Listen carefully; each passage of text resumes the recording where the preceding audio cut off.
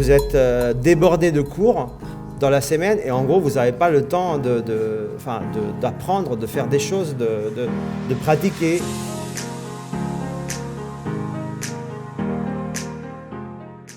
Je vais vous parler aujourd'hui de qu'est-ce que ça veut dire, à mon avis, apprendre à l'ère du numérique. J'aimerais, avec cette petite présentation, poser la question et pas affirmer des choses, parce que j'ai pas la réponse, mais je pense que les étudiants peuvent avoir des réponses. Si je parle de comment apprendre ou de comment on est en train de modifier notre manière d'apprendre, ce n'est pas parce que je suis pédagogue de formation, je n'ai pas étudié ça. Je suis architecte de formation, mais par des occasions en fait qui sont arrivées dans mon parcours professionnel.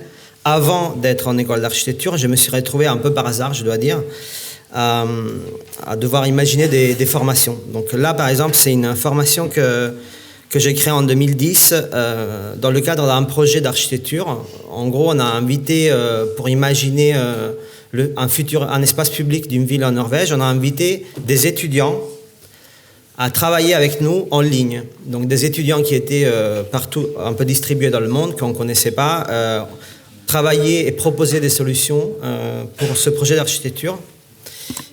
Et donc on a créé, en particulier je me suis occupé de créer cette plateforme, cette page web qui peut être peut-être appelée un peu MOOC, comme un mot qui a été utilisé ce matin, mais ça n'en est pas un dans la spécificité. C'est en gros une page web qui permet de créer un environnement d'apprentissage où des étudiants de différents endroits dans le monde travaillent sur un cas pratique. J'ai créé un espace, un tiers-lieu qui s'appelle Volume, dans le 19e arrondissement, si vous avez l'occasion, avec plaisir pour vous faire visiter, qui est un lieu d'expérimentation, qui veut dire beaucoup de choses et pas grand-chose non plus, mais qui est surtout un lieu où on peut faire des choses et apprendre des choses. En fait, au-delà de comprendre à quoi Volume sert, il faudrait effectivement avoir un peu plus de temps pour en parler, mais c'est un lieu où on peut considérer, ou en tout cas je considère que quand on passe du temps là-dedans, on en sort et on a appris des choses.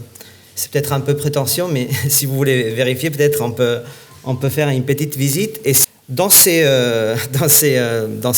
expériences-là, ce que j'ai appris, c'est que les étudiants qu'on forme, en tout cas qu'on essaye de former, ce sont des étudiants qui ne veulent pas apprendre quand ils sont en cours, ou en tout cas pas que, et qui ont la capacité, alors je souligne, ont la capacité de apprendre à n'importe quel moment, en parlant avec n'importe qui, donc pas forcément un enseignant, et n'importe où, c'est-à-dire n'importe dans quel espace.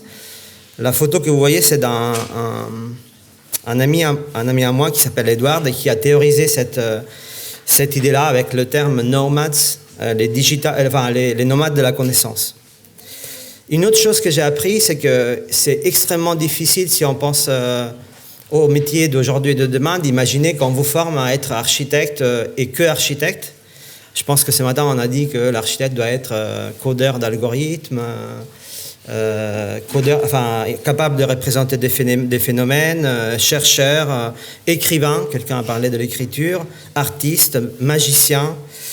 Et donc ça invite quand même à réfléchir et à voir à se poser la question en tout cas de comment on doit former quand on a affaire avec des métiers complexes.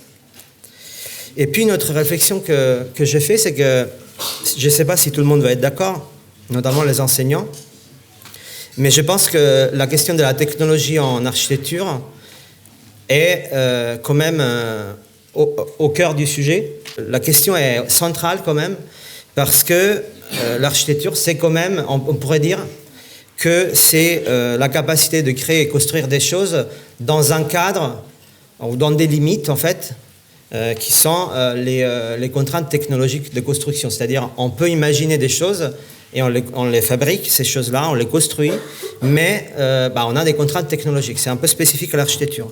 Or, aujourd'hui, ce qui se passe, c'est qu'il y a un changement important, c'est que la technologie est en train d'évoluer. On ne peut plus l'imaginer comme quelque chose qui limite ce qu'on fait. C'est-à-dire, j'apprends ce que c'est la technologie, je sais où sont les limites, et à l'intérieur, je fais mon architecture. Ça, ce n'est plus valable, parce que la technologie permet de faire beaucoup plus de ce qu'on est capable d'imaginer. Et je dis ça un peu aussi pour, peut-être pour provoquer la réflexion. Et je montre cette image d'une œuvre qui a été exposée au Centre Pompidou il n'y a pas longtemps et qui s'appelle Digital Grotesque. Je ne sais pas si elle est intéressante ou pas en termes formels, ce n'est pas la question.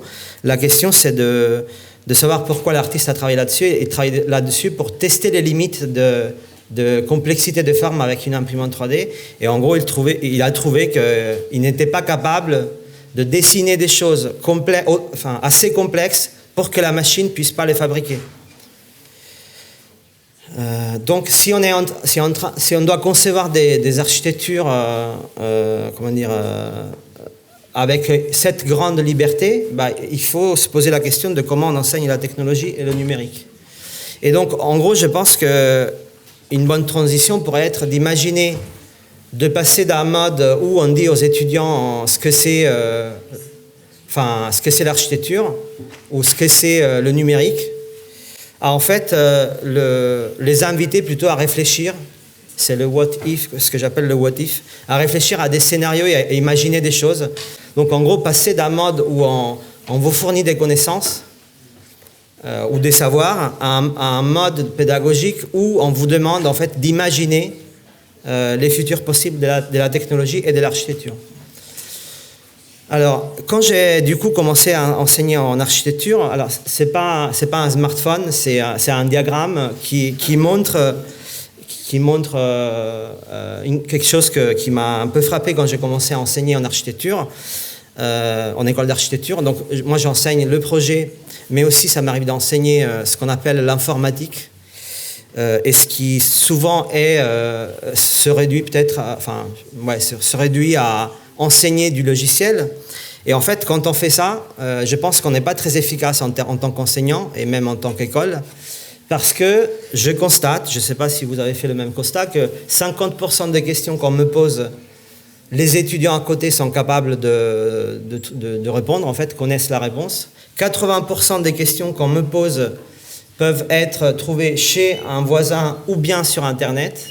Et donc, ça veut dire qu'il reste 20% des cas où je suis potentiellement utile, mais pas toujours, parce que très souvent, on nous pose des questions auxquelles on ne sait pas répondre, parce que la technologie est infinie, ou en tout cas est en train de grandir. Et donc voilà, c'est un modèle qui, à mon avis, n'est pas très performant. Et donc c'est pour ça qu'on commence à réfléchir avec un petit groupe qui est tout jeune.